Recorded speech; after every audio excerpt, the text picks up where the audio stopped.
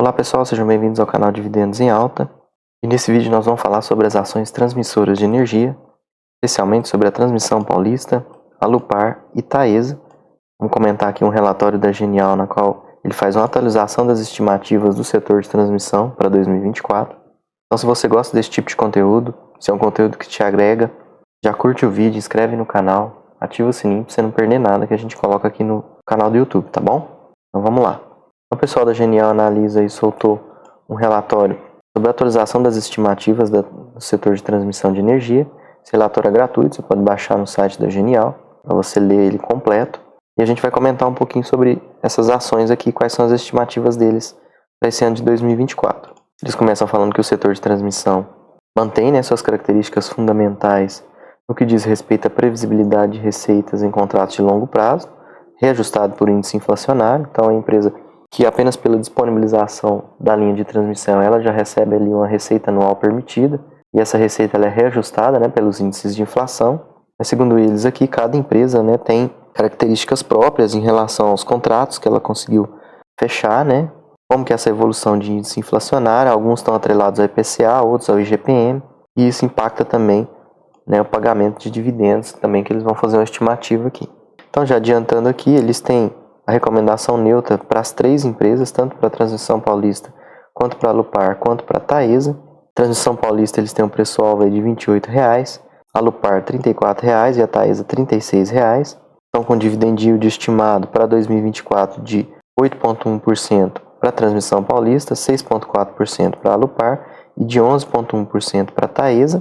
E nas três empresas eles, né, veem um upside em relação à cotação atual. Então eles ressaltam aqui que após uma série de alterações positivas nos leilões de transmissão implementados desde 2016, né, as empresas do segmento entraram em uma fase repleta de boas oportunidades de crescimento. Porém, os leilões mais recentes aí começaram a apresentar lotes menores, maiores retornos oferecidos e prazos mais longos para o desenvolvimento do projeto. E isso refletiu uma situação onde mais da metade dos lotes não eram leiloados, para uma competição hoje agressiva entre as empresas, com deságios na casa de 60% sobre a RAP oferecida e com todos os lotes leiloados desde 2017. Então o que a gente está vendo aí é um aumento da competição nesses leilões, né? Cada vez mais empresas querendo arrematar lotes de transmissão de energia, e isso acaba aumentando o deságio, né, que essas empresas têm que oferecer para conseguir arrematar o lote. Então, eles ressaltam que a gente está atravessando um momento expressivo no volume de oportunidades nos leilões que estão chegando por aí. Eles acham que as empresas devem ser menos generosas na distribuição de dividendos, justamente pela necessidade de investimento que esses leilões trazem. Além disso, eles destacam aqui que deságios menores significa menor competição e maiores retornos de longo prazo para os projetos que estão sendo desenvolvidos. Então, um cenário mais incerto e com menor taxa de juros começa a trazer menor competição no último leilão realizado.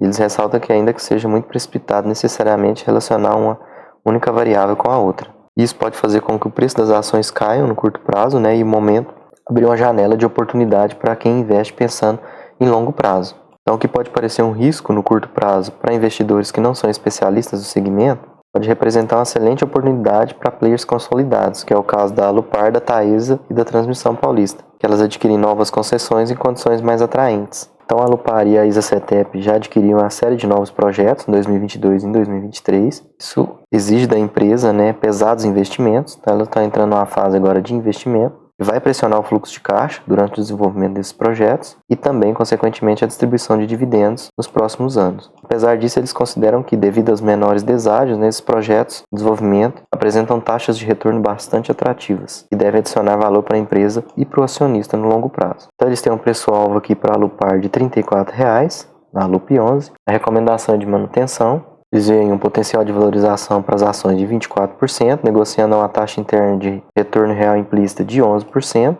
versus o NTN-B de 6,2%, e com dividend yield esperado para 2024 6,4%. Além disso, para os anos seguintes, eles esperam uma redução do dividend yield da empresa, esse ano para 6,4%, mas em 2025, 2026 e 2027, abaixo de 6% para a Alupar. Então a empresa tem uma estimativa de fazer grandes investimentos até 2029, e eles estimam que isso vai fazer ela reduzir o seu payout, né, para 50%, e também o dividend yield deve cair por volta de 6%.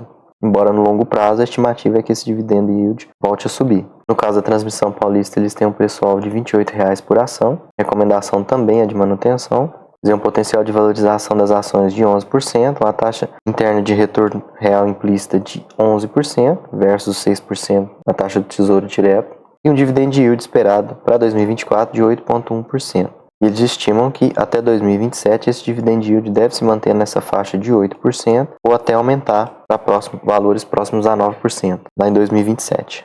Aqui eles têm um gráfico interativo, né, onde eles mostram a expectativa de CAPEX aí para o decorrer dos anos. E aqui, como eu já falei, expectativa do dividend yield, né, por volta de 8% até 9,4% em 2027. E por fim a Taesa, preço-alvo deles aí R$ 36,00, ticker TAE11, em unit, recomendação também de manutenção. Eles têm um potencial de valorização nas ações aí por volta de 9,3%, uma taxa interna de retorno real implícita de 9,8% também, e um dividend yield esperado para 2024 de 11%. Ao contrário de outras casas de análise, eles têm uma visão otimista em relação ao dividend yield da empresa.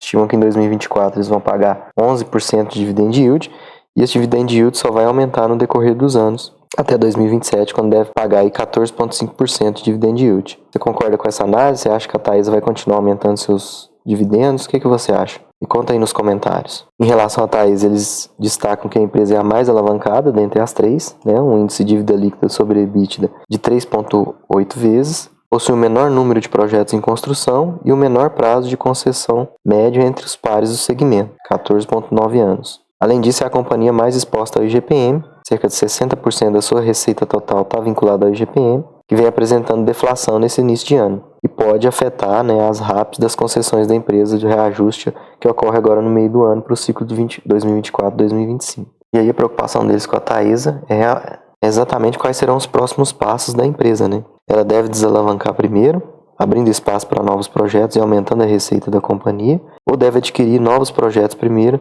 aumentando ainda mais seu endividamento, mas utilizando as novas receitas para acelerar o processo de desalavancagem. Porém, o que eles acreditam que é o que vai acontecer seria uma terceira possibilidade, que seria a empresa diminuir o pagamento de dividendos para acelerar a sua desalavancagem. Inclusive, recentemente, né, durante a divulgação dos resultados do primeiro trimestre de 2024 pela Taesa, ela soltou um fato relevante propondo uma distribuição de dividendos mínimos para 75% do lucro líquido regulatório durante o ano de 2024 e para 2025 retomar o patamar de 90% a 100% do lucro líquido. Isso para a governança da empresa, né?